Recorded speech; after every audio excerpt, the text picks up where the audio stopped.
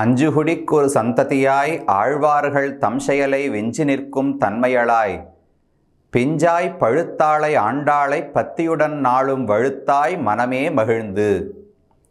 குரு தொலைக்காட்சி நேயர்களுக்கு அடியனுடைய பிரணாமங்கள். மார்கழி மகோத்சவம் நிகழ்ச்சியில் உங்களை மறுபடியும் இன்றைய தினம் சந்திப்பதில் அடியனுக்கு மிக்க மகிழ்ச்சி. 4 விதமான புருஷார்த்தங்களை நாம் இந்த உலகத்திலே கேள்விப்பட்டுள்ளோம். அறம், பொருள், இன்பம், வீடு என்று அந்த 4க்கும் பெயர்கள் சொல்லப்பட்டுள்ளன. அதிலே இன்றைய தினம் நாம் பார்க்க போவது 2வது புருஷார்த்தமான பொருள், அர்த்தம், செல்வம் என்று சொல்லப்படுகிறதே.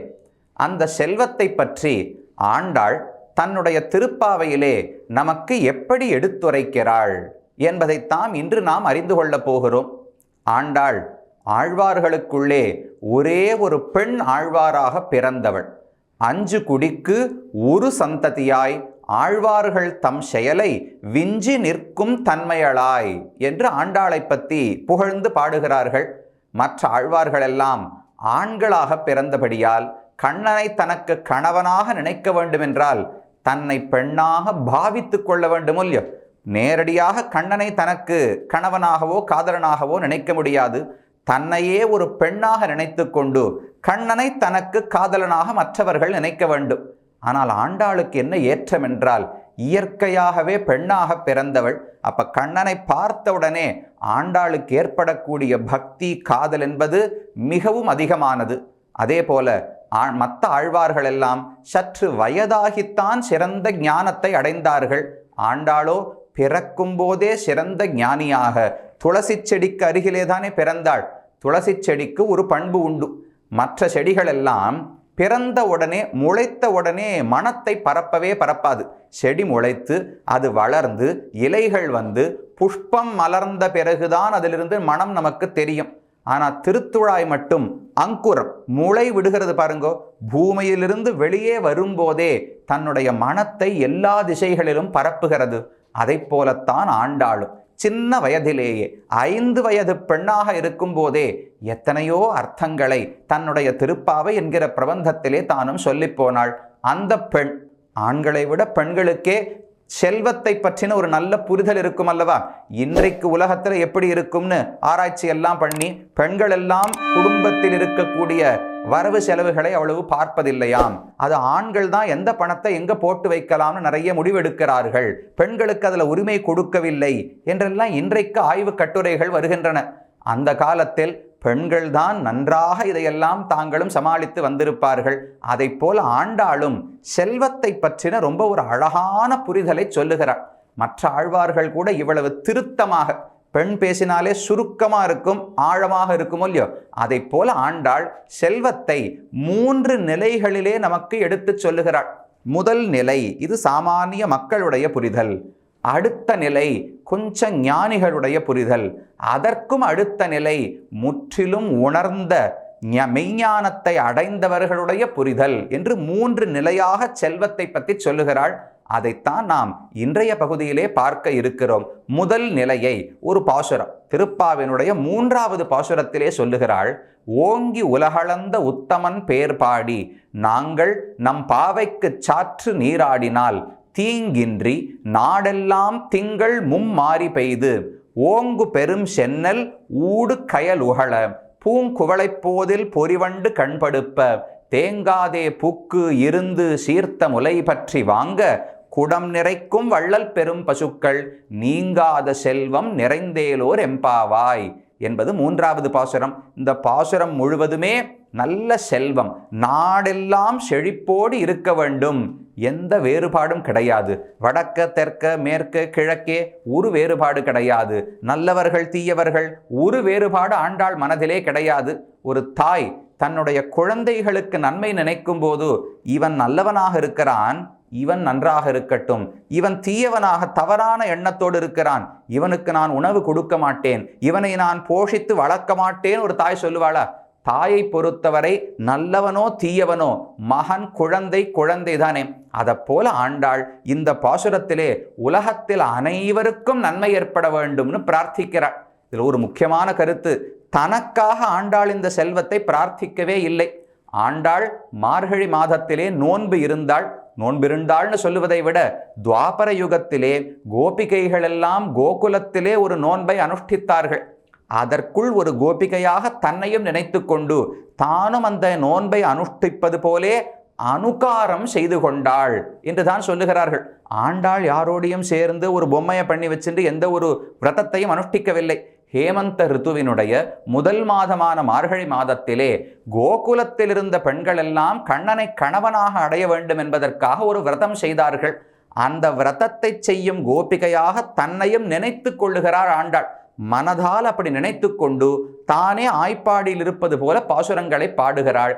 அதிலே இந்த பாசுரத்தில் இந்த நோன்பை நோற்று கண்ணனை பார்த்து தரிசிப்பதற்கு அனுமதி கொடுத்தார்களோ இல்லையா வீட்டு பெரியவர்கள் எல்லாம், அவர்களுக்கு நீங்காத செல்வம் நிறைய வேண்டும். தனக்காக ஆண்டாள் செல்வத்தை பிரார்த்திக்கவே இல்லை. அவளுக்கு அதில் ஒரு துளியும் ஆசை கிடையாது. கண்ணன் தான் அவளுக்கு செல்வம். ஆனால் இந்த பாசுரத்தில் அவள் பிரார்த்திப்பது உலகத்தில் அனைவருக்கும் செல்வம் கிட்ட வேண்டும் என்று சொல்லுகிறாள். என்ன விதமான செல்வம்? இன்னைக்கு நாம செல்வம்னு என்னென்னமோ நினைச்சுட்டு இருக்கோம்.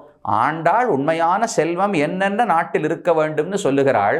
நாங்கள் நம் பாவைக்கு சாத்து நீராடினால் தீங்கின்றி நாடெல்லாம் திங்கள் மும்மாறி பெய்து.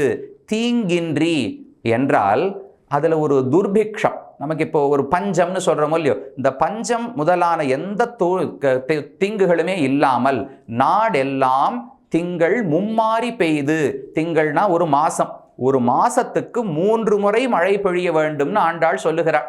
இப்பெல்லாம் பொழியறது பாருங்க, வருஷத்துக்கு 4 நாள். கொட்டித்துனா கொட்டுன்னு கொட்டும். அப்புறம் அந்த தண்ணீரெல்லாம் எங்க இருக்கும்னே தெரியாது, எல்லாம் கடலுக்கு போயிடும். மக்கள் எல்லாம் தத்தளிப்பார்கள். அப்புறம் திரும்ப ஒண்ணுமே இருக்காது, வறட்சி வரும். இப்படின்னு பெய்யக்கூடாதான். ஆண்டாள் சொல்லக்கூடிய ஒரு நீர் மேலாண்மைக்கும் வசதியான ஒரு திட்டத்தை சொல்லுகிறாள். மாதம் மும்மாறி பொழிய வேண்டுமா, அதாவது 9 நாட்கள் நன்னா வெயில் அடிக்க வேண்டும். அதற்கு பிறகு ஒரு நாள் நன்னா மழை பொழிய வேண்டும். மறுபடியும் 9 நாட்கள் வெயில், ஒரு நாள் மழை. 9 நாட்கள் வெயில், ஒரு நாள் மழை. இப்படித்தான் மாதம் மும்மாறி பொழிவதுன்னு சொல்லுவார்கள். இப்படி பெய்தால் என்ன ஆகும்னால், அந்த பெய்யக்கூடிய தண்ணீரை, அந்த மழை நீரை பூமியால் ஏற்றுக்கொள்ள முடியும். ஒரே சமயத்தில் அனைத்தும் கொட்டினாலும் பிரயோஜனம் கிடையாது. ஒரு முறை பெய்துவிட்டு மற்ற 27 நாளைக்கு பெய்யாமல் இருந்தாலும் பிரயோஜனம் கிடையாது, வறட்சி வந்துவிடும். அதனால தீங்கின்றி நாடெல்லாம் திங்கள் மும்மாறி பெய்து. பொதுவாக நாம் மழை எங்கே பெய்யும்னு சொல்லுவோம், யாராவது நல்லவர்கள் எங்கு இருக்கிறார்களோ அங்குதான் மழை பெய்கிறது அப்படின்னு சொல்லுகிறோமோ இல்லையோ. ஆண்டாளுக்கு அதெல்லாம் ஏற்பு கிடையாது. அதென்ன நல்லவனா தீயவனான்னு பார்த்து மழை நீர் கொடுக்கலாமா? நல்லவனா தீயவனான்னு பார்த்து உணவளிக்கலாமா? நல்லவனா தீயவனான்னு பார்த்து அவனை நான் ரட்சிக்கலாமா வேண்டாமான்னு சொல்லலாமா? குழந்தைன்னு சொன்னால் அனைவரையும் தானே காக்க வேண்டும். அதனால நாடெல்லாம், சிலருக்கு செல்வம், சிலருக்கு செல்வம் இல்லை. சிலர் ரொம்ப ஆனந்தமாக பெரிய பணங்காசோடு மாளிகையில் வாழ்கிறார்கள். பலருக்கு வாழ்வதற்கே இடம் இல்லை. இப்படிப்பட்ட ஏற்றத்தாழ்வுகளே இருக்கக்கூடாது. தீங்கின்றி, ஒரு கஷ்டமும் யாருக்கும் இல்லாமல், எப்படி ராமர் உலகத்தை ஆண்ட போது, இந்த ராமராஜ்யம் பாரதத்தில் நடந்த போது எங்கேயுமே ஒரு துர்பிக்ஷம் கிடையாதாம், பஞ்சம் ஏற்பட்டது கிடையாதாம், நெருப்பு பிடித்து கொண்டு வீடு எரிந்து போய்விட்டது, சிலர் மரணம் அடைந்தார்கள் அப்படின்னு கிடையாதாம். நாப்சு மஜ்ஜந்தி ஜந்தவஹா, திடீர்னு வெள்ளம் வந்து அதிலே பிராணிகள் அடித்து போனார்கள் என்பது கிடையாதாம். பெரியவர்கள் இருக்கும்போது சிறியவர்கள் மரணம் அடைந்து விட்டார்கள் என்கிற ஒரு துர்தசை கிடையாதாம். திருடு என்கிற ஒரு தவறே கிடையாதாம். இப்படிப்பட்ட ராஜ்யம் ராமன் காலத்தில் இருந்ததுன்னு சொல்லுகிறார்கள். அதை போல இருக்கணும்னு ஆண்டாள் வாழ்த்துகிறாள். தீங்கின்றி நாடெல்லாம் திங்கள் மும்மாறி பெய்து. இப்படி பெய்தா என்ன ஆகும்? ஓங்கு பெரும் சென்னல், சென்னல் கதிர்கள் எல்லாம் உயரமா ஓங்கணுமா. எவ்வளவு தூரம் ஓங்கணும்னால், இந்த பாசுரத்தினுடைய முதல் வரியும் இதையும் சேர்த்து பாருங்க. ஓங்கி உலகளந்த உத்தமன் என்று திரிவிக்ரமாவதாரம் பண்ண பெருமானை பத்தி முதல்ல சொல்லுகிறாள். ஓங்கு பெரும் சென்னல் என்று இந்த வார்த்தையில வருகிறது. 2 பேருமே ஓங்கு. அப்ப திரிவிக்ரம பெருமாள் எவ்வளவு உயரமா வளர்ந்தாரோ அந்த அளவுக்கு உயரமாக நெல் கதிர்கள் எல்லாம் வளர வேண்டும் என்று ஆண்டாள் பிரார்த்திக்கிறாள். தீங்கன் மும்மாரி பெய்து ஓங்கு பெரும் சென்னல் ஊடு கயல் உகழ. அந்த சென்னெல்லாம் நிறைய தண்ணீர் நிரப்பி வச்சிருப்பாளோ இல்லையா வயல்களிலே, அதுல இந்த மீன்கள் எல்லாம் துள்ளி துள்ளி விளையாடுறதாம். ஏன் உகழ அப்படின்னா குதித்து போகிறது, துள்ளி விளையாடுகிறதுன்னு அர்த்தம். ஏன் துள்ள வேண்டும்? தண்ணீருக்குள்ள மீன் தண்ணீரோடையே போகலாம் என்னால் போவதற்கு இடமில்லாமல் தடையாக இந்த நெல் கதிர் இருக்கான். தண்ணீர் நிரப்பப்பட்டுள்ளது வயலில். அப்போ நிறைய தண்ணீர் இருக்கு, அதுவே வளம். அந்த செல்வம் எல்லாருக்கும் வேண்டும். அப்போ வயல் இருக்கணும், அதில் நல்ல மழை பொழிய வேண்டும், அதனால சென்னல் கதிர்கள் வளர வேண்டும். அப்போ தானியம் தான் தனமாக இருந்தது. இன்னைக்கு தான் நம்ம காகிதத்தை அச்சடிச்சு வச்சுட்டு தனம் தனம்னு சொல்றோமே தவிர அது கூட இப்பெல்லாம் காணாம போயிடுது. இருக்குன்னு நம்ம கணினியில தட்டி பார்த்தா உங்க வங்கி கணக்கில் இவ்வளவு இருக்குன்னு காட்டுறதே தவிர அதை கண்ணால கூட நாம பாதி வாழ்க்கைக்கு பார்க்கறது கிடையாது. 22 வயசுக்கு உழைக்க ஆரம்பிச்சான்னால் 60 65 வயசுக்கு போகும்போதும் எல்லாம் கணினியில எழுதி வச்சு மட்டும்தான் எவ்வளவு பணங்காசு இருக்குன்னு பார்க்கறது. அதை செலவு பண்ணும் போதும் கையில் எடுத்து செலவு பண்றது கிடையாது. வாங்கும் போது முதலாளி கிட்ட இருந்து காசா வாங்கி பார்ப்பது கிடையாது. எல்லாமே வங்கி பரிவர்த்தனை நன்னா நடக்கட்டும். அதனால தவறுகள் பல களையப்படுகின்றனங்கிறது உண்மை. ஆனால் நமக்கு எவ்வளவு வருகிறது, அதுல எவ்வளவு செலவழிக்கிறோங்கிற ஒரு ஞானமே இல்லாமல் போகிறது. முன்காலத்தில் இவ்வளவுதான் பணம் வந்திருக்கு, இதுக்குள்ள வீட்டை நடத்த வேண்டும், அதுல மளிகைக்கு இவ்வளோ, வீட்டு வாடகைக்கு இவ்வளோ, நமக்கு துணிமணிக்கு இவ்வளோ என்று பிரித்து வைத்து அழகா கண்கூட தெரிந்து தாங்களும் திட்டமிட்டார்கள். இப்ப வருவதே வங்கி கணக்கில். அதுல வேற தானாகவே அந்தந்த கழிவுகள் ஏற்பட்டு விடுகின்றன. நான் இங்கேயான ஒரு லோன் எடுத்திருந்தேன்னா அவர் தானா அதை எடுத்துன்னு போயிடுறார். இங்கேயான ஒரு இஎம்ஐ போட்டிருந்தேன்னா அது தானா கழிக்கப்படுகிறது. மிச்சம் எவ்வளவு இருக்குன்னு அது எனக்கு ஞாபகம் இருக்காது. மிச்சம் இருக்கிறது தான் நம்ம செலவு பண்றோமான்னு தெரியாது. ஆனா அந்த காலத்தில் தானியம், என்ன நெல் இருக்கோ அதுதான் செல்வம், என்ன பசுமாடுகள் இருந்தனவோ அதுதான் செல்வம், நிலம் தான் செல்வம். இந்த நிலங்களை மட்டும்தான் ஆண்டாள் இந்த இடத்துல செல்வம் என்று கொண்டாடுகிறாள். அப்ப தனம் தனம்னு சொன்னால் பொருள்னு சொல்றோமோ இல்லையோ, அறம் பொருள்ங்கிற 2வது பிரயோஜனம். பொருள் தனம் என்பது மற்ற இன்பங்களை அடைவதற்கான ஒரு வழி. செல்வத்தையே சாப்பிட முடியாது, செல்வத்தையே முகர்ந்து பார்க்க முடியாது, செல்வத்தை காதால வச்சு கேட்டு பார்த்தோ தொட்டு பார்த்தோ ஆனந்தம் அடைய முடியாது. அந்த தனத்தை கொண்டு வேறு பொருள்களை அடைந்து சுகப்படுகிறோமோ இல்லையோ, அதனால தனம் தேவைப்படுகிறது. இப்போ எப்படி சொல்றா, நாடெல்லாம் திங்கள் மும்மாரி பெய்து ஓங்கு பெரும் சென்னல் ஊடு கயல் உகழ. இந்த மீன் வரும்போது இங்க நெல் கதிர் இருக்கிறதுனால அதை இடிச்சுட்டு போக முடியலையா, அதனால 2 நெல் கதிர்களுக்கு நடுவில் குதிச்சு குதிச்சு தாவி தாவி தான் மீன் போறதான் கயல் ஊகழ. அப்படி மீன் தாவும் போது என்ன ஆறுது, பக்கத்துல அழகான புஷ்பங்கள் எல்லாம் பூத்து இருக்கான். அந்த புஷ்பத்தினுடைய தண்டுல போய் இந்த மீன் இடிக்கிறதா, அந்த புஷ்பத்தண்டு மெதுவா இப்படி அசைகிறது. அந்த தண்டிலே அந்த புஷ்பத்தில் அமர்ந்து கொண்டு ஒரு தேனி தேன் குடித்து கொண்டு இருக்கிறது. அப்ப இந்த புஷ்பம் ஆடின உடனே என்ன ஆறுது, ஒரு தூளி ஆற்றா போல இருக்கான் அந்த வண்டுக்கு. அதைத்தான் ஆண்டாள் ஊடு கையல் உகழ பூங்குவளை போதில் பொறிவண்டு கண் படுப்ப. ஒரு வண்டு வந்து தேனை உறிந்து கொண்டிருந்தது, அது அப்படியே தூங்கி போயிடுத்துங்கிறா ஆண்டாள். ஏன் தூங்கித்துனால், ஏற்கனவே மதுவை அறிந்ததுனால கொஞ்சம் அப்படி ஒரு தூக்கமா கலக்கமா இருந்தது. அந்த சமயம் பார்த்து இந்த மீன் குதிச்சுதா, அது பட்டு இந்த புஷ்பம் ஆடுகிறதா, அது ஒரு தூளி ஆட்டினார் போல இருந்தது. அதிலேயே நினைச்சுன்னு அது தூளி தூங்க பண்ணுகிறார்கள் நினைத்து கொண்டு வண்டு தூங்கி விட்டதாம். பொறி வண்டு கண் படுப்ப. இதெல்லாம் எதுக்கு சுவாமி, என்னமோ கற்பனையா பாடுகிறாள் என்ன இருக்கட்டும், அந்த அளவுக்கு செழிப்புதில் இருக்கணுமோ இல்லையோ.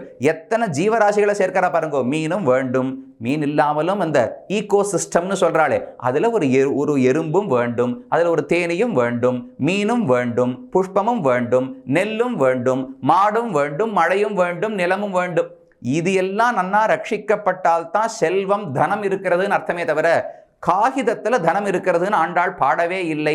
இதெல்லாம் இன்னும் முதல் புரிதலை தான் பார்த்துட்டு இருக்கோம். இதை விட உயர்ந்த நிலைகளை எல்லாம் சொல்ல போகிறாள். ஓங்கு பெரும் சென்னல் ஊடு கயல் உகழ பூங்குவளை போதில் பொறிவண்டு கண்படுப்ப. இதெல்லாம் நிலத்தினுடைய வளத்தை சொன்னா. அப்புறம் தேங்காதே புக்கிருந்து சீர்த்த முலை பற்றி வாங்க குடம் நிறைக்கும் வள்ளல் பெரும் பசுக்கள். பெரிய பெரிய பசுமாடுகள் கண்ணன் கை பட்டு பட்டு வளர்ந்ததுனால கோகுலத்துல பசுமாடுகள் எல்லாம் 7 அடி 8 அடிக்கு இருக்குமா. இடையன் 2 அடிக்கு சின்ன குழந்தையா கூட இருக்கும். அந்த குழந்தை வந்து இவ்வளவு பெரிய மாட்டை இப்படி வா அப்படின்னு கயத்தை பிடிச்சு இழுத்துட்டு போனா அந்த மாடு பவ்யமா அந்த குழந்தையோடையே போயிடுமா. அப்படிப்பட்ட வள்ளல் பெரும் பசுக்கள் அந்த மாட்டை கறக்கணுமோ இல்லையோ, கறப்பது என்பது ரொம்ப பெரிய காரியம். அது நமக்கெல்லாம் வியர்வை பெருகி உடம்பு தளர்ந்து போய் முடியாமலேயே அமர்ந்து விடுவோமா மூச்சு விட்டு கொண்டு. அதனால் ஆண்டாள் என்ன சொல்லுகிறாள், தேங்காதே, ஐயோ பயப்பட்டு நின்று விடக்கூடாது, புக்கு உள்ளே புக வேண்டும், இருந்து அமர்ந்து கொண்டு தான் கறக்க முடியுமா. நான் பாட்டுக்கு நின்றுண்டே அது என்ன 2 நிமிஷம் கறக்க போகிறதுன்னு கடகடன்னு போனேன்னா அந்த மாடு பல மணி நேரத்துக்கு பால் கறக்குமா. தேங்காதே, பயப்படாமல் தயங்கி நிற்காமல் புக்கு இருந்து சீர்த்தை முலை பற்றி வாங்க, அதன் அந்த பால் காம்பை பிடிச்சு வாங்கினோம்னால் வாங்க குடம் நிறைக்கும் வள்ளல் பெரும் பசுக்கள். எத்தனை குடம் அங்க வச்சாலும் அது அனைத்தையுமே அந்த பசுக்கள் நிரப்பிவிட வேண்டும். இப்படிப்பட்ட செல்வம். மழை நன்றாக பொழிய வேண்டும், தண்ணீர் சமிருத்தமான வயல்களிலே தேங்கி இருக்க வேண்டும், அதில் மீன் விளையாட வேண்டும், நெல் கதிர்கள் வளர வேண்டும், பக்கத்தில் புஷ்ப மலர்கள் இருக்கணும், அதில் வண்டு வந்து தேனை அருந்தி அந்த களைப்பில் தூங்கிவிட வேண்டும், மாடுகள் குறையில்லாமல் பால் கறக்க வேண்டும். இந்த எல்லா செழிப்புகளும் நாட்டாருக்கு நீங்காத செல்வம் நிறைந்து.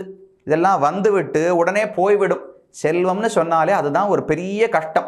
நீங்காத செல்வமாக எந்த செல்வமே உலகத்தில் இருக்காது. ஒருவேளை ஆண்டாளுடைய அனுகிரகத்தினால நாம் செல்வத்தை அடைந்தால், ஆண்டாள் பாசுரம் என்ன இருக்கு? நீங்காத செல்வம் நிறைந்துன்னு இருக்கு. நம் முயற்சியால் பணம் சம்பாதித்தோம் என்றால் அது ஒரு நாளும் நம்ம இடத்துல நிற்காது. எத்தனை பேர் அதை எடுத்துக்கொண்டு போவார்கள்? முதல்ல அரசாங்கமோ ராஜாவோ வந்து எனக்கு வரி கட்டுன்னு ஒரு பகுதியை வாங்கிட்டு போயிடுவா. நம்முடைய உறவினர்கள் எல்லாரும் வந்து நீ இவ்வளவு சம்பாதிச்சிருக்கு, எனக்கும் ஒரு பங்கு கூட அப்படின்னு அவர்கள் வாங்கி கொண்டு போவார்கள். அதிலெல்லாம் தப்பிச்சு மிச்சம் இருந்ததுனாலும் திருடன் வந்து நான் எடுத்துட்டு போறேன்னு வாங்கிட்டு போயிடுவான். நமக்கு கிடைக்காது. அவனிடத்திலிருந்து ரட்சித்து வைத்தாலும் தானியம் நெல்லு தானே செல்வம்னு சொன்னார். அப்போ ஒரு எலி வந்து அது எல்லாத்தையும் சாப்பிட்டுட்டு போயிடுத்துன்னா மொத்தமே வீணா போயிடும். அப்போ எலிகிட்டேந்து ரட்சிக்கிறதா, அதை திருடங்கிட்டேந்து ரட்சிக்கிறதா, ராஜாவிடமிருந்து ரட்சிக்கிறதா, உறவினர்களிடந்து ரட்சிப்பதா? இவ்வளவு சிரமங்கள் உள்ளன செல்வத்திலேயே. அதனால தான் ஆண்டாள் அனுகிரகம் இருந்தால்தான் நீங்காத செல்வம் நிறைந்து. அப்படிப்பட்ட செல்வம் நாட்டாருக்கு எப்போதும் கிடைக்க வேண்டும் என்று ஆண்டாள் பாடினது இந்த 3வது பாசுரத்திலே. இதுதான் செல்வத்தை பற்றின முதல் புரிதல். உலகத்தில் மக்கள் ஆனந்தமாக இருக்க வேண்டும் என்றால் செல்வம் கண்டிப்பாக தேவை. அதில் 2 நெறிமுறைகள். ஒன்று, நியாயமான முறையில் செல்வத்தை சம்பாதிக்க வேண்டும். 2வது, அதை மறுபடியும் தர்ம காரியங்களில் பயன்படுத்த வேண்டும். ரொம்ப அழகான ஒரு சுபாஷித ஸ்லோகம் தெரிவிப்பார்கள். வித்யா ததாதி வினயம், வினயாத்யாதி பாத்திரதாம், பாத்திரத்வாத் தனமாப்னோதி, தனாத் தர்மம் தத சுகம் என்று சம்ஸ்கிருதத்தில் ஒரு அழகான ஸ்லோகம். என்ன சொல்லுகிறது? முதல்ல கல்வி கற்கணும். கல்வி கற்றால்தான் நமக்கு பணிவு ஏற்படும். வித்யா ததாதி வினயம். கல்வியினுடைய பயன் என்ன? வேலைக்கு போறதுன்னு சொல்லக்கூடாது, பணம் சம்பாதிக்கிறதுன்னு சொல்லக்கூடாது. வினயம், பணிவு ஏற்படுவதுதான் கல்வியினுடைய குறிக்கோள். அது வந்து விட்டால் அப்பதான் நமக்கு தகுதி வந்திருக்கான். என்ன தகுதினா, பணம் சம்பாதிப்பதற்கான தகுதியே பணிவுதான்னு தெரிவிக்கிறது இந்த ஸ்லோகம். அப்ப முதல்ல கல்வி, அப்புறம் பணிவு. பணிவு இருந்தா தகுதி வந்து விடுகிறது, அப்புறம் பணத்தை சம்பாதித்து விடுகிறான். பணத்தை கொண்டு சுகம் பட வேண்டுமோ இல்லையோ, ஆனந்தத்தை அனுபவிக்க வேண்டுமோ இல்லையோ. எப்படி? பணத்தை வச்சு பொருள்களை வாங்கி ஆனந்தப்பட்டுடலாமானால் தனா தர்மம் தத சுகம்னு சொல்லப்படுகிறது. செல்வத்தை கொண்டு தர்ம காரியங்களை செய்ய வேண்டுமா? தர்ம காரியங்கள் என்னன்னு முன்னாடியே பார்த்துருக்கோம். அறம் பொருள் இன்பம் வீடுன்னு 4 புருஷார்த்தங்களில் ஏன் முதல்ல செல்வத்தை வைக்கல? ஏன் முதலில் அறத்தை வைத்தார்கள் என்றால், அறத்தை புரிந்து கொண்ட பிறகு செல்வம் கையில் வந்தால்தான் அதிலிருந்து பாதையிலிருந்து மாறாம நான் செல்வத்தை பயன்படுத்துவேன். எனக்கு முதல்ல கையில செல்வம் வந்துடுத்து, என்கிட்ட கேரக்டர் இல்லை, வேல்யூஸ் இல்லை, நல்ல பண்புகள் ஆத்ம குணங்கள் இல்லை என்றால் அந்த தனம் என்னை ராவணனை போல் இழுத்துட்டு போயிடும். அந்த தனம் என்னை துரியோதனனை போல் இழுத்து கொண்டு போய்விடும். அது கூடாதுன்னால் முதல்ல பண்புகள் அறத்தை நாம் அறிய வேண்டும். அதற்கு பிறகு கையிலே பொருள் வர வேண்டும். அந்த பொருளை கொண்டு தர்ம காரியங்களை பண்ணி உலகும் நன்மை அடைய வேண்டும், நாமும் நன்மை அடையலாம். அதனால்தான் தனத்திலிருந்து தர்மம், தர்மத்திலிருந்து சுகம் என்று முதல் படியாக எப்படி செல்வத்தை நாம் அடைந்து அனுபவிக்க வேண்டும்னு ஆண்டாள் கூறினாள். இதுதான் ஆண்டாளுடைய தத்துவமா? உலகத்து இன்ப செல்வம் தான் செல்வம்னு ஆண்டாளுக்கு எண்ணமானால் கிடையவே கிடையாது.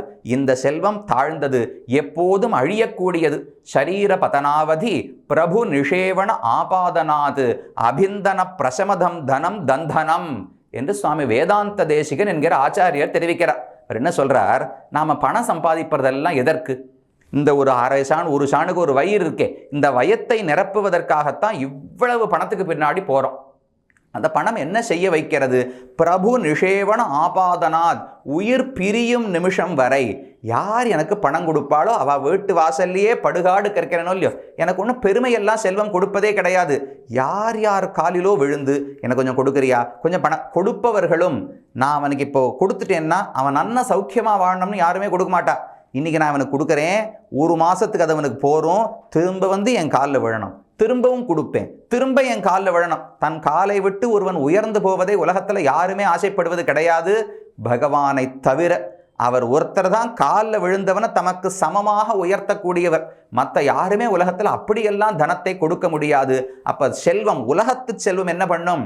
அந்த ஆசை, பேராசையாலே உலகத்தில் யாரெல்லாம் பிரபுக்கள் செல்வந்தர்களோ அவர்கள் காலில் போய் விழ வைக்கிறது. அப்போ அது செல்வமே கிடையாது.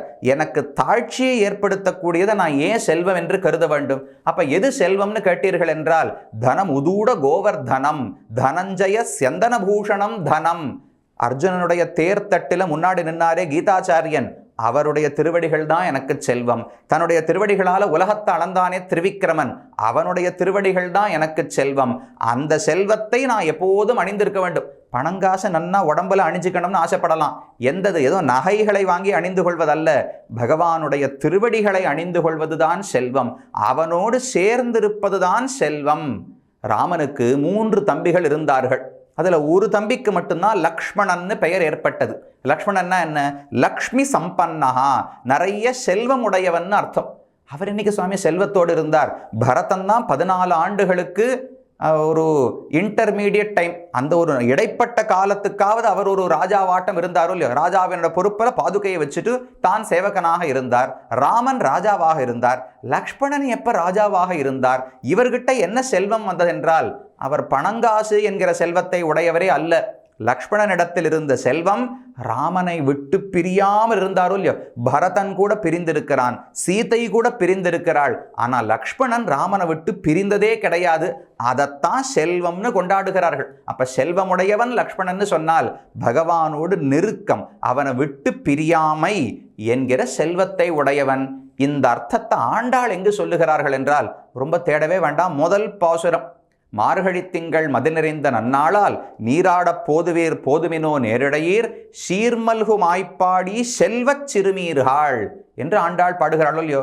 ஆய்ப்பாடி, சீர்மல்கும் ஆய்ப்பாடி, நிறைய செழிப்பு வருதான். கண்ணன் பிறந்ததிலிருந்து அவர் கைப்பட்டு மாடெல்லாம் ஓஹோன்னு பால் கறக்கிறது, தயிர் வருது, வெண்ணெய் வருது, அதெல்லாம் வித்து நிறைய பணங்காசு வருது. சீர்மல்கும் ஆய்ப்பாடி செல்வச் சிறுமீர்கள். என்ன செல்வம்? இந்த சின்ன குழந்தைகள், பெண்களுக்கு என்ன செல்வம் இருக்குன்னு ஆண்டாள் சொல்லுகிறாள் என்றால், பணம் என்கிற செல்வம் அல்ல, தானியம் அல்ல, பசுமாடுகள் அல்ல, எதுவுமே கிடையாது. கண்ணன் பிருந்தாவனத்தில் இருக்கும் அதே காலத்தில் இந்த பெண்களும் பிறந்தார்களோ இல்லையோ. நாம் அதை பெறவில்லையே. கண்ணன் துவாபர யுகத்தில் பிறக்கும் போது நாமும் பிறந்திருப்போம். ஆனால் எங்கு பிறந்தோமோ, என்னவாக பிறந்தோமோ நமக்கு தெரியாது. இப்போது நாம் மனிதர்களாக பிறந்துள்ளோம். கண்ணன் இங்கு இல்லை. அப்ப கண்ணன் பிறந்த அதே ஊரில், கண்ணன் பிறந்த அதே காலத்தில், கண்ணனே இவர்களை தேடி வரும்படிக்கு அந்த நெருக்கம் கண்ணனோடு இந்த கோபிகைகளுக்கு இருந்ததோ இல்லையோ. அந்த ஒரு நெருக்கத்தை தான் ஆண்டாள் செல்வம்னு கொண்டாடுகிறாள். அப்ப செல்வச் சிறுமீர்கள் என்றால் கண்ணனோடு இருக்கக்கூடிய ஆசக்தி, கண்ணனோடு இருக்கக்கூடிய நெருக்கம். அந்த நெருக்கம் தான் ஒருவனுக்கு செல்வம். பரமாத்மாவோடு சேர்ந்திருக்கிறேன், அவன் தொண்டன் என்று புரிந்து கொண்டு விட்டேன், அவனை விட்டு பிரியாமல் இருக்கிறேன் என்பதுதான் ஒரு ஆத்மாவுக்கு செல்வமே தவிர உலகச் செல்வம் நிறைய வேண்டும் என்பது திருப்பாவையில் மேலோட்டமான பொருள். அதைவிட உயர்ந்த செல்வம் பகவான் தான், அவனோடு சேர்ந்திருப்பதுதான்.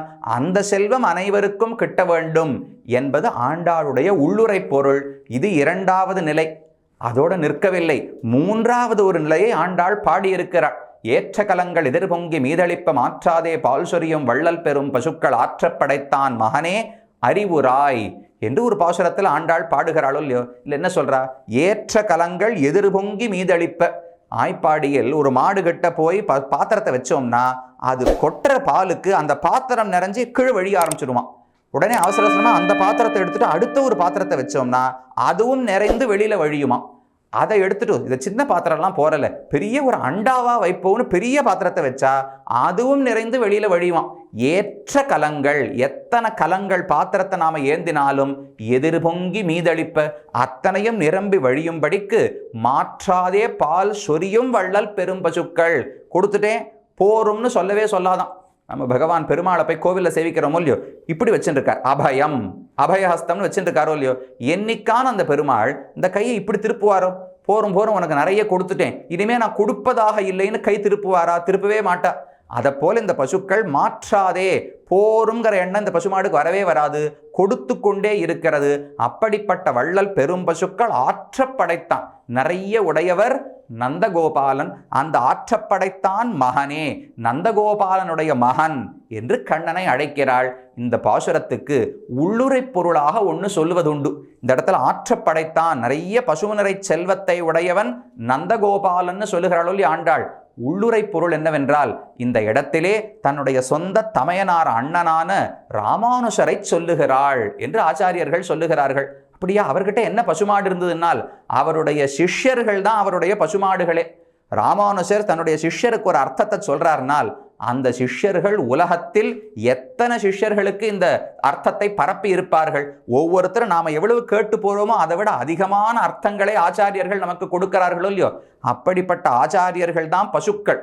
அந்த பசுக்களை ஆற்றப்படைத்தான் சுவாமி ராமானுஷர். அவனுடைய மகன் அப்படின்னா ராமானுஷருக்கு மகனான யதிராஜ சம்பத்குமாரன் என்று சொல்லுவார்கள். மேலக்கோட்டை திருநாராயணபுரம் என்று கர்நாடகத்தில் ஒரு க்ஷேத்திரம் உள்ளதே, அங்கு பகவானுக்கு சம்பத்குமாரன் யதிராஜ சம்பத்குமாரன் பெயர். ராமானுஷருடைய மகனாகவே கருதப்படுகிறார். அப்ப இதில் என்ன ஆண்டாள் சொல்ல வருகிறாள்? இந்த உலகச் செல்வம் எல்லாம் உடையவருக்கு சொந்தம். ராமானுஷருக்கு உடையவர்னு திருநாமம். இரண்டு லீலா விபூதி நித்திய விபூதி ரெண்டுத்துக்கும் சுவாமி அவர்தானம். அப்ப நம்முடைய சொத்து இப்படின்னு நினைக்கிறது முதல் நிலை. பகவான் தான் நம்முடைய சொத்து நினைக்கிறது இரண்டாவது நிலை.